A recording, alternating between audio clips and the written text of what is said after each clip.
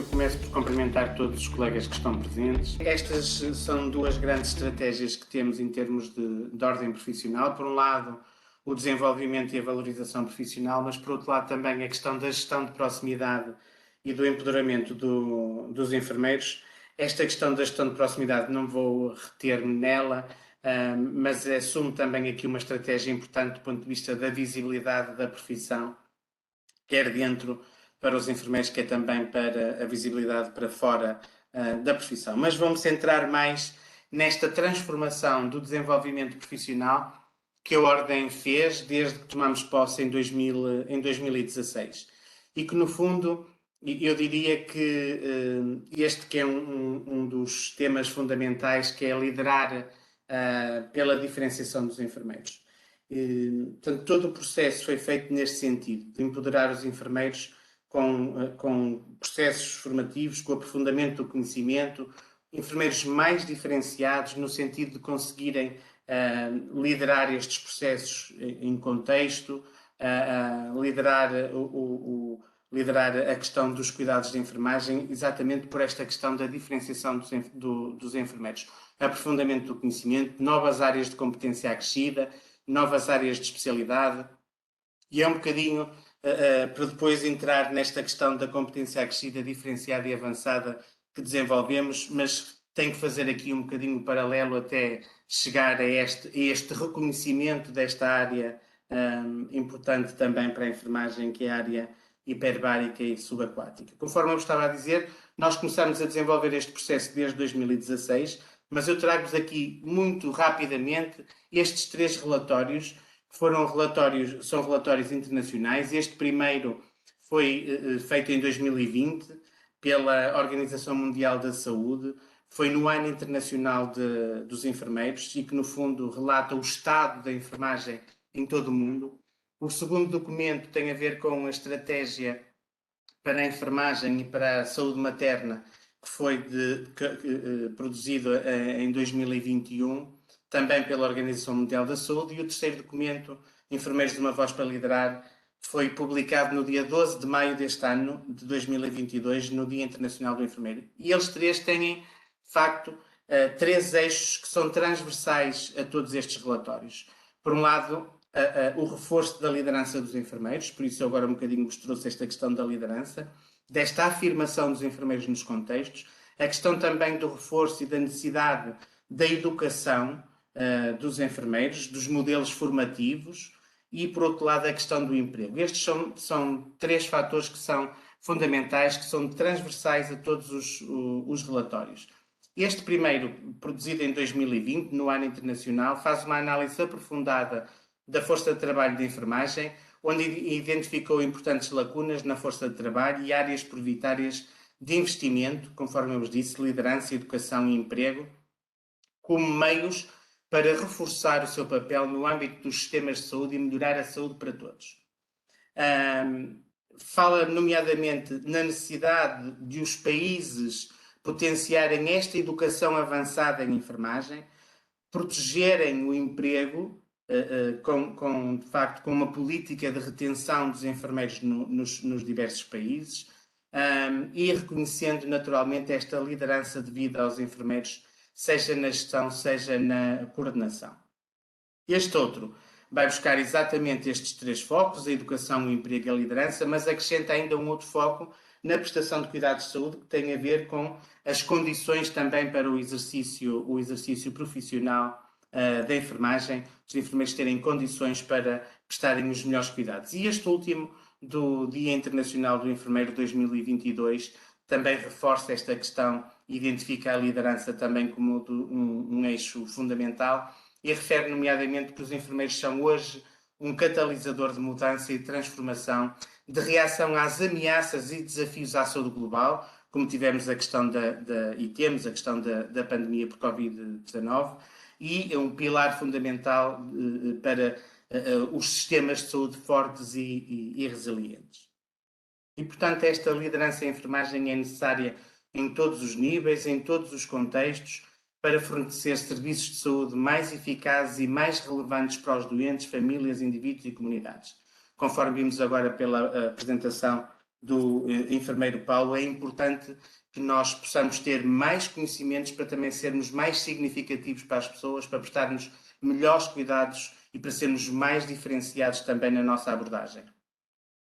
Os enfermeiros são necessários para liderar o desenvolvimento e implementação de planos de cuidados individuais, de modelos de cuidados novos e inovadores, de cuidados integrados e baseados em equipa, políticas e planos organizacionais, a investigação, os processos de tomada de decisão políticos e legislativos.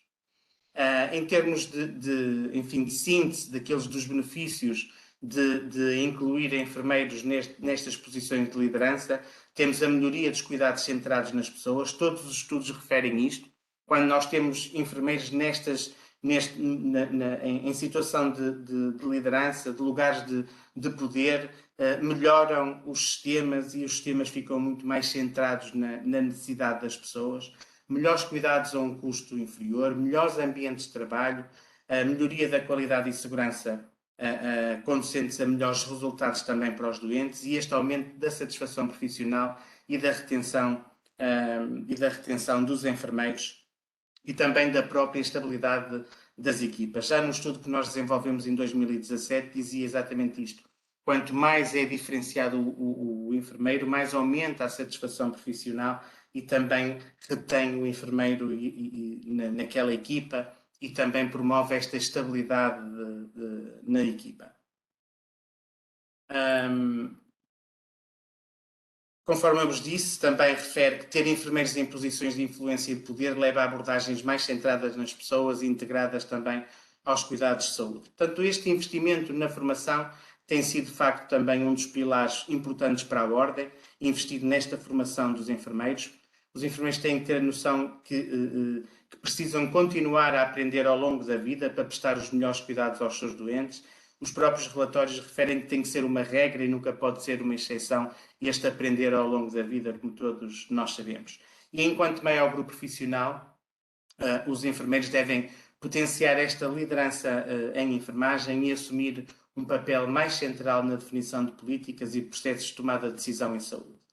Refere nomeadamente também o relatório a necessidade desta educação para a liderança, com a aquisição de competências em áreas como a regulação, o direito, as finanças e políticas, a aquisição de competências que melhorem e desenvolvam a atuação ao nível da gestão dos cuidados, da gestão dos recursos e dos próprios serviços de saúde. E esta educação para a liderança deve acompanhar quer percursos formativos, quer o percurso profissional. E se pensarmos, todas as nossas competências estão criadas também sobre estes dois pressupostos. Por um lado, aquilo que são processos formativos formais obrigatórios e, por outro lado, também o próprio percurso profissional do enfermeiro e, nomeadamente, a competência também em gestão tem este foco claramente, este foco da liderança com a consolidação de competências que são essenciais no processo de liderança.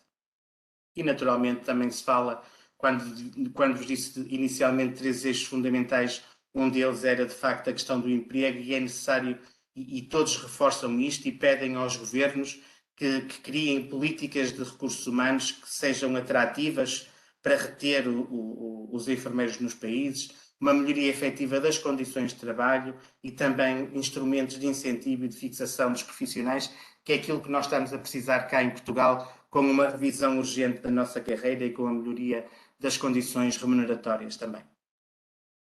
Focando agora nesta questão do processo de desenvolvimento e valorização profissional, dizer-vos, no fundo, aquilo que tem sido o percurso a este nível, toda a regulação que nós fomos desenvolvendo ao longo destes últimos anos do ponto de vista da atribuição dos títulos profissionais, o desenvolvimento também da formação profissional.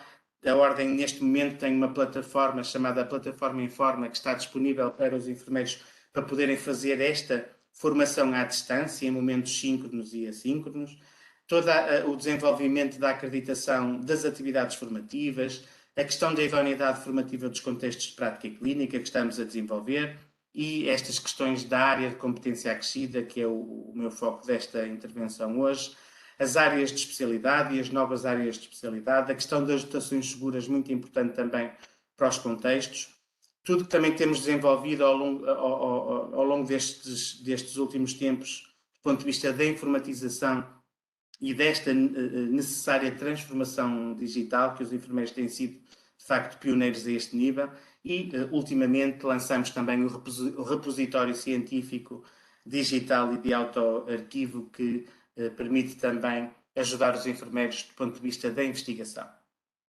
Relativamente às áreas de competência acrescida, tem sido, de facto, uma aposta destes órgãos sociais. Nós temos, neste momento, como sabem, tem a competência acrescida diferenciada e a competência acrescida avançada, dois níveis de competência. Estas são as competências acrescidas que neste momento estão regulamentadas e que estão já publicadas, e conforme podem ver, a competência acrescida diferenciada e avançada em enfermagem hiperbárica e subaquática foi publicada em Diário da República em 12 de agosto de 2021. A partir deste momento que a Ordem regulou esta área de atuação dos enfermeiros. E porquê esta aposta nas competências acrescidas? Principalmente este último ponto, a potenciação de novos campos de atuação do exercício profissional do enfermeiro e do enfermeiro especialista. Quando a Ordem está a regular áreas de competência acrescida, está a potenciar estes novos campos de atuação dos enfermeiros, sempre dentro daquilo que são as suas competências autónomas, e, no fundo, está a legitimar os enfermeiros para estas intervenções. Quando regulamos uma área, estamos a legitimar os enfermeiros para o exercício destas funções, daquelas competências, e, ao mesmo tempo, também estamos a não permitir que outros profissionais venham usurpar funções que são, de facto, funções do enfermeiro. Relativamente à competência acrescida diferenciada e avançada em enfermagem hiperbárica e subaquática, o regulamento está publicado. Ele conta com 4 anexos. O primeiro anexo é os domínios das competências da enfermagem hiperbárica. O anexo 2 é o programa formativo para a atribuição desta competência. Portanto, neste momento, todas as escolas superiores de enfermagem ou escolas superiores de saúde podem desenvolver pós-graduações nesta área da enfermagem hiperbárica e subaquática, cumprindo com o programa formativo que está definido, com um mínimo de 30 ECTS, que vamos ver muito rapidamente à frente. Depois temos os dois últimos anexos, o anexo 3º e o anexo 4º, que são as grelhas de verificação, onde consta naturalmente os descritores que a Ordem verifica para atribuir a competência acrescida, ou a competência acrescida diferenciada, ou a competência acrescida avançada, que vamos passar depois em revista rapidamente. Portanto, o regulamento define o perfil e, no fundo, os termos em que a Ordem certifica esta competência acrescida diferenciada ou avançada em enfermagem hiperbárica e subaquática. Tem aqui alguns conceitos, eu não vou estar-me a aprender, nem vou reter nestes conceitos. O enfermeiro Paulo já explanou muito desta área da enfermagem hiperbárica, melhor do que eu, explicou concretamente todos estes conceitos. Vou-me prender, sim, nos requisitos que temos para a atribuição e nos domínios de competência, sendo que estão criados estes 2 domínios de competência neste regulamento. O primeiro domínio é a prática profissional, ética e legal, e o segundo domínio, o exercício e enfermagem hiperbárica e subaquática, sendo que a competência específica que está definida para a prática profissional, ética e legal é o enfermeiro desenvolve uma prática profissional, ética e legal em enfermagem hiperbárica e subaquática, agindo de acordo com as normas legais, com os princípios éticos e com a deontologia profissional. E depois tem toda uma estruturação do referencial de competências, com o descritivo, com as unidades de competência e com os critérios de avaliação, que não vou estar-me a aprender com isto. Depois, uma segunda competência específica no âmbito do exercício da enfermagem, que desenvolve o exercício da enfermagem hiperbárica e subaquática através de um processo de cuidados de enfermagem de elevada perícia, num contexto de atuação multidisciplinar, garantindo um acompanhamento dinâmico e integral. E depois também com a estrutura do referencial conforme a anterior competência. Sendo que, para a atribuição da competência acrescida diferenciada, conforme eu vos disse agora um bocadinho, temos estes 2 níveis, a diferenciada e a avançada, sendo que a avançada ela só está acessível aos enfermeiros especialistas, que vamos ver a seguir. A diferenciada está acessível a qualquer enfermeiro que cumpra com os requisitos, seja enfermeiro especialista, e ele tem que estar inscrito na ordem, ter pagamento de cotas regularizado, ser detentor do título profissional de enfermeiro atribuído pela ordem com um exercício efetivo de pelo menos 2 anos, ou então ter o título de enfermeiro especialista. Conforme eu vos disse, a diferenciada pode ser atribuída ou a quem tem o título de enfermeiro com 2 anos ou a quem tem o título de enfermeiro especialista atribuído.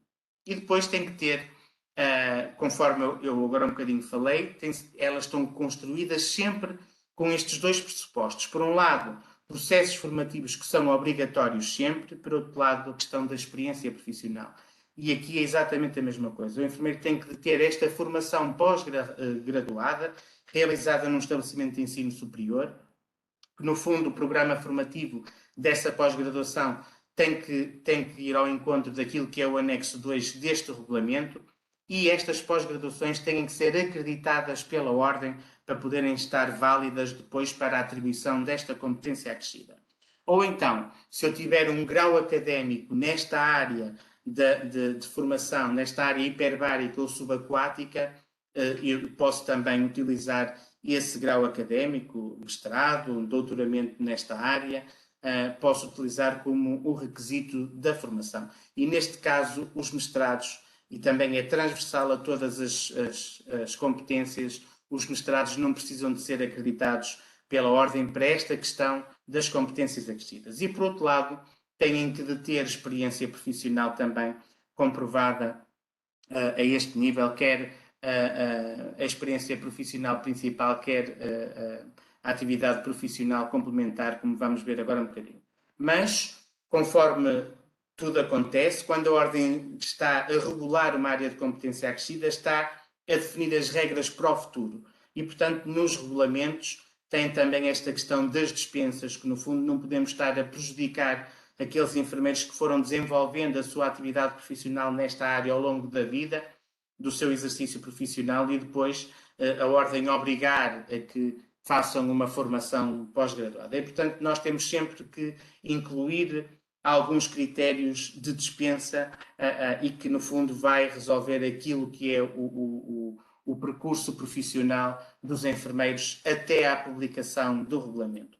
E aqui com uma vantagem nesta competência acrescida, até porque, conforme vamos ver à frente, ainda temos poucos enfermeiros que têm esta competência atribuída. Há pouca formação também neste âmbito da hiperbárica e subaquática, e, portanto, nós, neste critério de dispensa, dizemos que estão dispensados os enfermeiros dos requisitos da realização da formação, com respeito àquilo que é o programa formativo, os enfermeiros e enfermeiros especialistas que até 2 anos após a data da publicação do regulamento sejam detentores de formação habilitante para o exercício da enfermagem hiperbárica, num total de pelo menos 50 horas, mas que cumulativamente, neste caso tem que ter as duas coisas, pelo menos 50 horas desta formação habilitante e detenham experiência profissional no contexto hiperbárico e subaquático de pelo menos 4 anos. Isto é, nós estamos aqui a permitir que durante 2 anos após a publicação do regulamento possam desenvolver formação que seja uma formação habilitante e que no mínimo tenha estas 50 horas. Portanto, é importante que até a própria Marinha pode, se calhar, desenvolver formação neste âmbito aos enfermeiros, porque o regulamento foi publicado, conforme eu vos disse, em 2021 e temos agora 2 anos para poderem desenvolver esta formação. E depois estão ainda dispensados também de ter experiência profissional na área aqueles que depois virem, e vamos ver mais à frente, tiverem o total das atividades profissionais complementares, neste caso as 10 atividades complementares. Mas é mais fácil depois verificar no próprio anexo. No caso da competência acrescida avançada, conforme eu vos disse, é dado acesso aos enfermeiros especialistas em enfermagem médico-cirúrgica ou em enfermagem de saúde infantil e pediátrica, e tem que ter com um exercício profissional de enfermagem especializada efetivo de pelo menos 1 ano. Tem que ter na mesma estes 2 pressupostos, a formação pós-graduada ou então a experiência profissional exatamente igual como a competência diferenciada, e também estão dispensados aqueles que tiverem pelo menos 50 horas de formação e 4 anos já de experiência nesta área, e também permitimos aqui esta questão dos 2 anos após a publicação.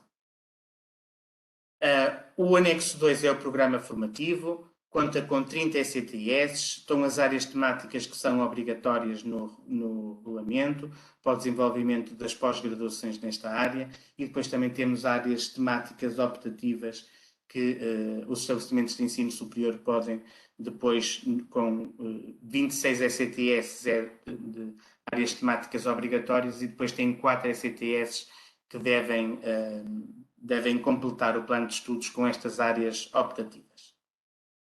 O anexo 3 são os descritores da competência diferenciada e, portanto, conforme podem ver aqui, temos o exercício profissional. O enfermeiro tem que ter o título profissional de enfermeiro, atribuído pela ordem há pelo menos 2 anos, ou então ser enfermeiro especialista, conforme vimos. Tem que ter esta formação pós-graduada ou ter a dispensa, conforme vimos atrás, daquelas 50 horas e 4 anos de exercício. E depois o enfermeiro tem que se situar ao nível da atividade profissional principal. Se for, por exemplo, um enfermeiro sem experiência em enfermagem hiperbárica, tem que conseguir depois completar o seu processo com 10 atividades profissionais complementares, que vamos ver a seguir as atividades profissionais complementares. Já um enfermeiro com experiência em enfermagem hiperbárica igual ou superior a 500 horas e inferior a 1.800 horas nos últimos 5 anos, só tem que cumprir com 8 atividades profissionais complementares e por aqui fora. Portanto, um enfermeiro, por exemplo, um enfermeiro especialista com experiência igual ou superior a 1.800 horas nos últimos 5 anos, tem só que cumprir com 2 atividades profissionais complementares. Portanto, é necessário sempre que se situem numa atividade principal e depois cumpram com as atividades complementares. Estas são as atividades complementares, são transversais, têm sempre esta vertente da formação, formação realizada, experiência como formador, como docente, supervisão de estudantes, integração de enfermeiros em contexto de enfermagem hiperbárica, membro de centro de formação, enfim, tem uma série de descritores que podem ser, de atividades que podem ser utilizadas. Depois tem também a vertente de investigação, também com uma série delas, e depois, por fim, a vertente de projetos e grupos de trabalho.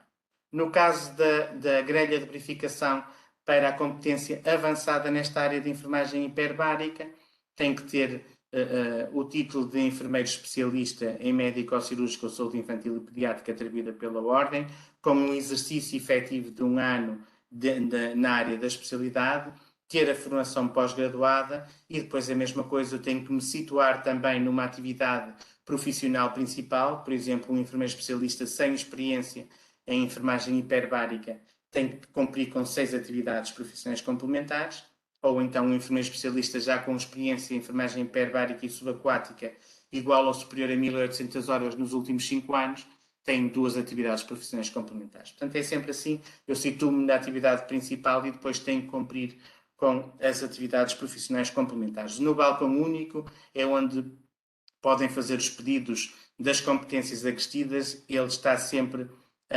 o fluxo está montado exatamente neste sentido, para o enfermeiro, em primeiro lugar, escolher aquela que é a atividade profissional principal e depois associar a esta atividade as atividades complementares necessárias de acordo com os regulamentos. E depois a mesma coisa, as atividades complementares têm esta vertente da formação, também a vertente de investigação e a vertente de projetos e grupos de trabalho. Só muito rapidamente, estou quase a acabar, só o caminho percorrido, isto aqui para incentivar os colegas que nos estão a ouvir e também docentes que estejam a ouvir-nos também das escolas ou até mesmo de entidades formativas que queiram desenvolver esta área da enfermagem hiperbárica e subaquática. Neste momento nós só temos atribuídos à data de 7 de junho 2 competências diferenciadas, uma competência avançada nesta área da hiperbárica e subaquática. Temos 0 pós-graduações acreditadas, portanto tem aqui de facto uma oportunidade dos estabelecimentos de ensino poderem preparar pós-graduações nesta área para os enfermeiros que têm interesse nesta área poderem desenvolver as pós-graduações. Neste momento ainda não temos nenhuma pós-graduação que tenha dado entrada na ordem para pedir a acreditação. Todas as competências estão disponíveis no site da Ordem, onde diz mais competências, mais especialidades. Nesse item conseguimos ver, se carregarmos em mais competências, conseguimos ver todas as competências que neste momento estão atribuídas.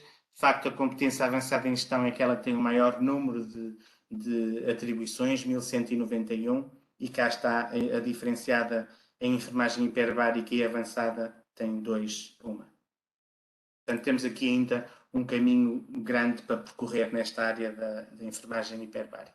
Muito obrigado.